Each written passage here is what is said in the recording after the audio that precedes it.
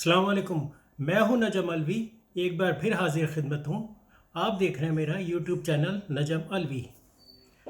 आज हम आपको बताएंगे कि पिछले दिनों जो जहाज़ गिरा उसके बारे में मुख्तलिफ़ किस्म की बातें जो है अब लोग करना शुरू हो गए, जिसमें बातों से लग रहा है कि पूरी कोशिश हो रही है कि इल्ज़ाम सारा पायलट पे डाल दिया जाए। कोई कह रहा है 4 मंजिला इमारत बीच में आ गई, कोई कुछ कह रहा है, कोई कह रहा है जहाज़ उतरा था, रगड़ लगी थी, दोबारा चक्कर लगाए तो इंजन फेल इस वजह से हुए। यानी जो लोग जहाज़ को क्लियरेंस देते हैं, अगर इंजन उतारते वक्त ह्यूमन एरर दिखाया जाए तो वो बचते हैं। फिर वो क्या कहते हैं, एयर कंट्रोलर, उन्होंने भी बचना होता है। तो सबसे आसान है, पायलट तो ज़िंदा नहीं है तो उसके ऊपर आप सारा इल्ज़ाम लगा दें, सबसे आसान है। क्योंकि एयरलाइन जो है, अगर मैन्युफैक्चर फॉल्ट अगर कहा जाए एयरलाइन का, तो एयरलाइन वाले इस बात को एक्सेप्ट नहीं करते। उनकी तरफ से पूरा वो ज़ोर होता है कि हमारा नाम मत लेना, हमारे जहाज़ को गलत मत कहना, क्योंकि उनके ऑर्डर वगैरह कैंसिल हो जाते हैं। एयरलाइन की रेपुटेशन होती है, अगर कहा जाए एयरलाइन मैन्युफैक्चर फॉल्ट था, कुछ था, तो ये नहीं कह सकते। फिर कंट्रोल टावर की गलती नहीं कह सकते, क्योंकि अगर उनकी गलती साबित हो जाती है तो हज़ारों एयरलाइनें जो हमारा एयर स्पेस इस्तेमाल करती हैं, उनका ट्रस्ट कहाँ जाएगा? ठीक है ना। अगर कंट्रोल टावर का आप इल्ज़ाम देते हैं किसी को कि भाई उन्होंने गलत बयानी की या गलत नेविगेशन दिया, तो उससे ये होता है कि 20-25 लोग निकाले जाते हैं। ठीक है। अगर जहाज़ लाहौर से उड़ा था, अगर क्लियरेंस की गलती बताया जाता है कि कोई इंजन पहले से ख़राब थे और ज़बरदस्ती उड़ने दिया जहाज़ को, और कोरोना वायरस की वजह से बहुत दिन से जहाज़ खड़े थे, शुरू में लोगों ने कहा था, आपने ख़बरें देखी होंगी। ये तो मैं इतने दिन बाद ये सब लोगों की बातें सुन के, और मैं ये अंदाज़ा लगा रहा हूँ कि आपको कभी भी सच बात नहीं बताई जाएगी।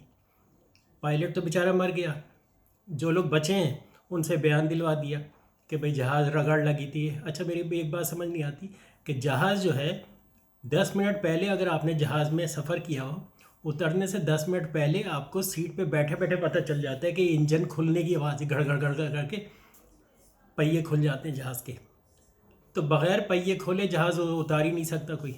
जो इंजन को रगड़ लगे, वो तो क्रश लैंडिंग का अगर वो ऑर्डर दे कि मैं कर रहा हूँ, तो उसके बाद जो है वो बग़ैर पहिए खुले जो है उतार सकता है जहाज़।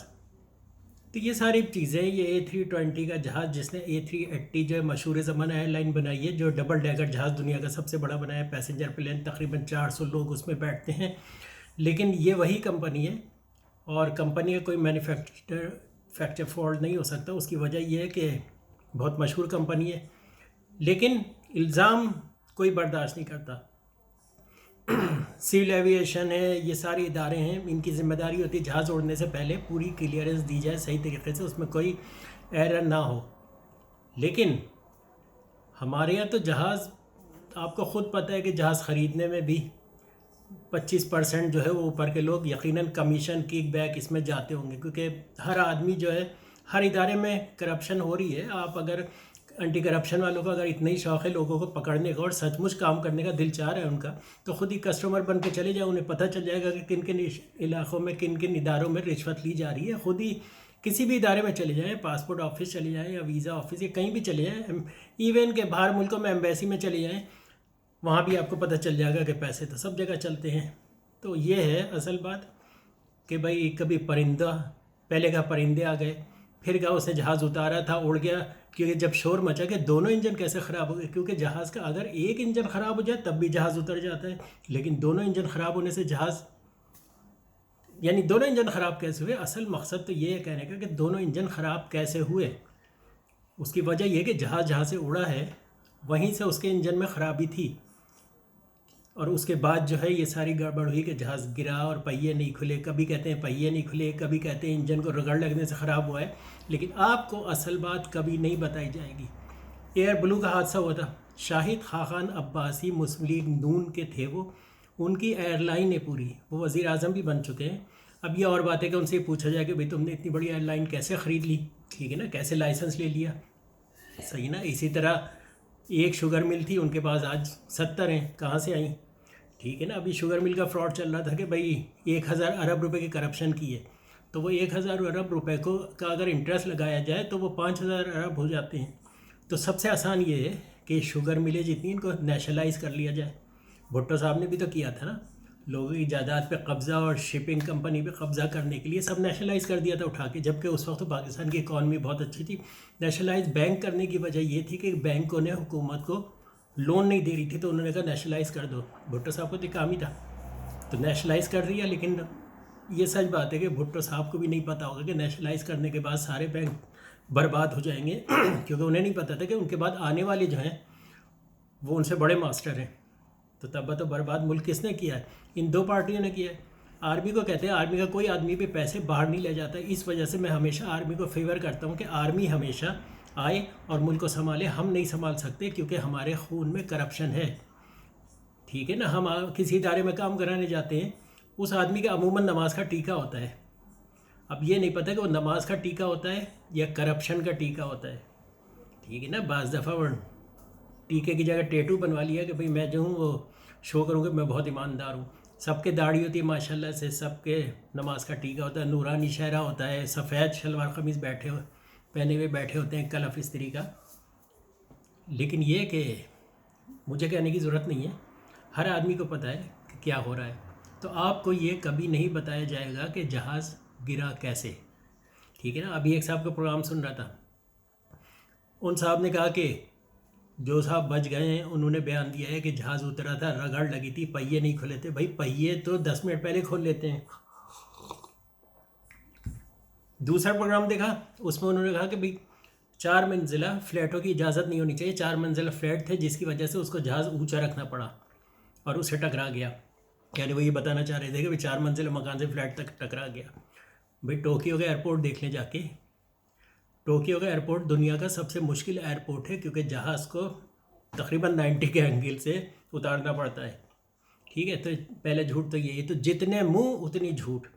کوئی آپ کو یہ بات سچ نہیں بتائے گا. میں آپ کو صرف یہ بتا رہا ہوں سچ کیا ہے, یہ آپ کو کبھی نہیں پتہ چلے گا. شاہد خاقان عباسی کے ایئر لائن ہے, اس کے لوگ جو اس میں مرے تھے, جو انہوں نے کہا تھا بھئی دھند بہت ہی سامنے پہاڑ آ گیا, کیا مطلب ٹیکسی چلا رہا تھا وہ جہاز چلا رہا تھا؟ آپ کا کنٹرول ٹاور جو ہے وہ لوکیشن بتاتا ہے, روٹ بتاتا ہے کہ جہاز کی ہائٹ کتنی رکھیں اور کس طرف لے جائیں.